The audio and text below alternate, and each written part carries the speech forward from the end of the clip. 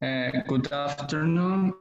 My team is Ira Estefan Pilar Espino, Alejandra Araceli Cervantes, and me, Alexis Sanchez Arenales. Well, we are going to talk about particles. Introduction. In this presentation, we will talk about the particles of their meaning and in what way the words and sentences that carry them and are formed.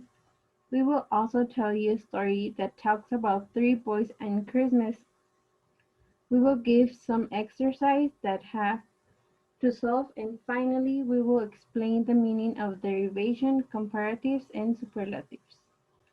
Now we're going to tell you the story. December 24th. In the morning, Alejandra was at home thinking how incredible it would be to go out with her friends.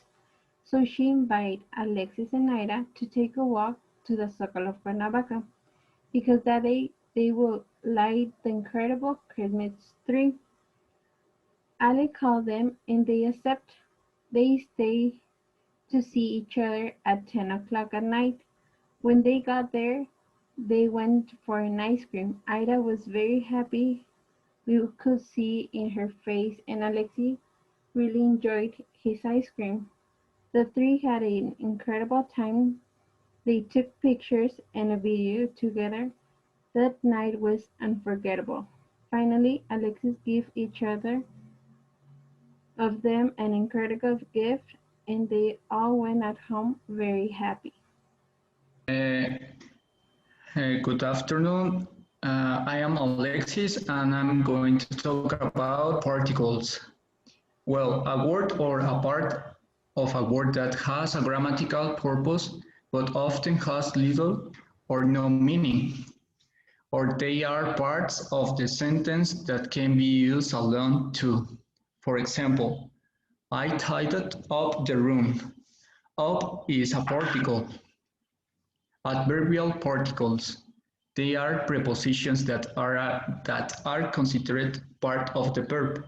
In other words, an adverb particle is that preposition that is added to the verb, forming a phrasal verb. Examples: turn off, pick up. A phrasal verb is a combination of two words with a particle with a verb. Interrogative particles: they are words that help us to ask questions about the action expressed by the verb. Examples: what, where, who, etc. Particle to: we use the particle to when the direct object is a person. Example: when you want to say that you are married, it is okay to say I am married to Daniela. It is incorrect to say I'm married with Daniela.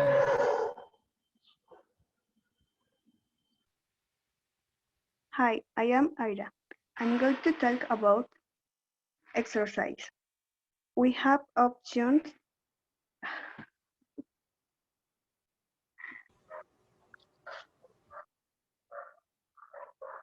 Hi, I am Ira. I'm to talk about exercise. 1. Say you went on a long trip. We have options. Letter A, away, B, out, D, to, and C, up. 2. We will talk the problem A, to, B, over, D, away, and C, up. 3. Jimmy started with $60. Letter A, off, B, to, D, T, and C, out. Mrs. Smith is in hotel room. Letter A. Letter B, T. There is a bed, a carpet, and bedside table in room. Letter A, and letter B, D. He ate all his dinner. Letter A, up, and B, A. Derivation. Derivation is the mechanism by which new words are formed by adding affixes or the lexical base or root. The suffixes have the ability to modify the grammatical category. Example, the adjective sustainable derived from sustainability, so alters the meaning of the word. Example, terrorist and its derivative eco-terrorist. Derivation contrasts with inflection, but use morphemes added to the stem to express differences.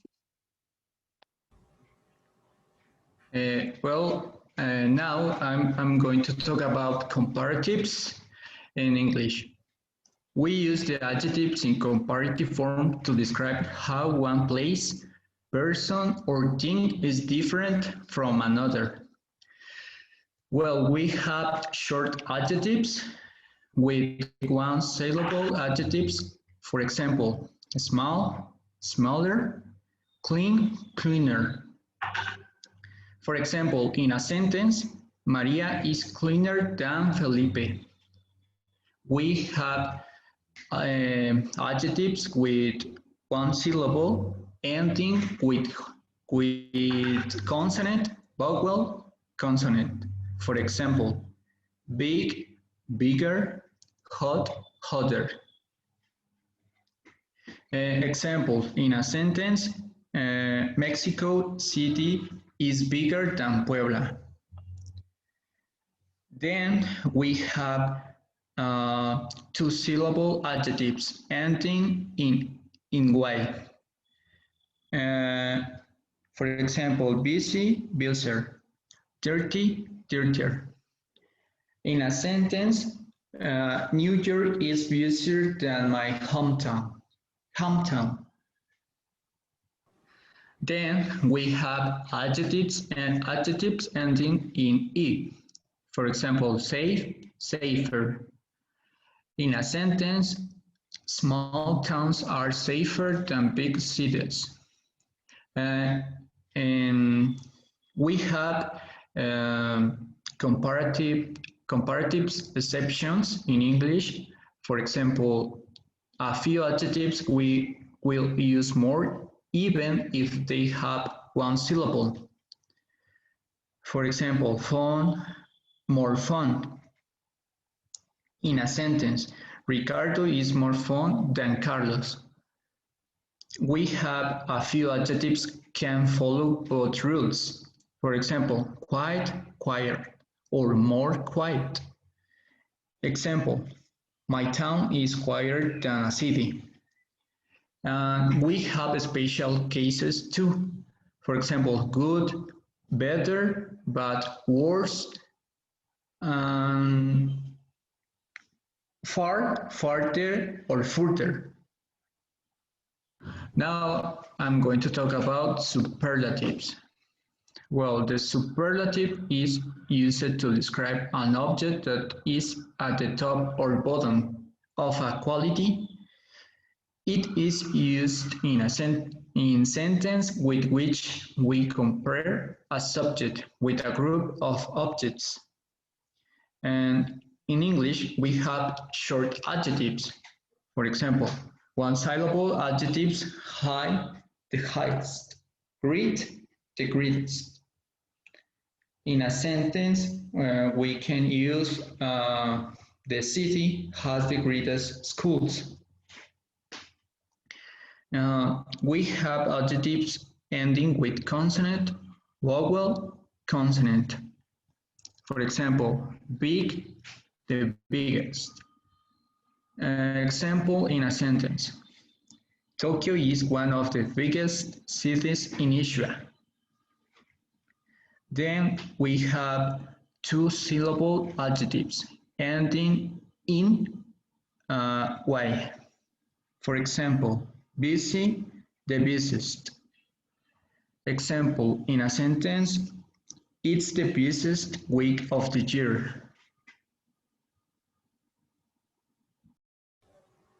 Then we have adjectives ending in "in".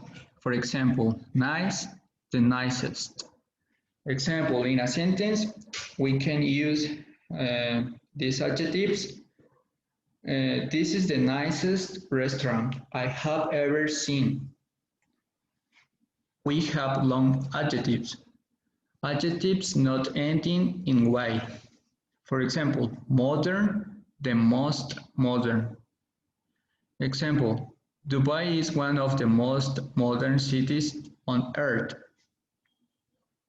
We have adjectives with more than 2 syllables. For example, fantastic, the most fantastic. Example, in a sentence, Vancouver has the most amazing views. We have a special case too. For example, good, the best, bad, the worst, and far, the farthest or furthest.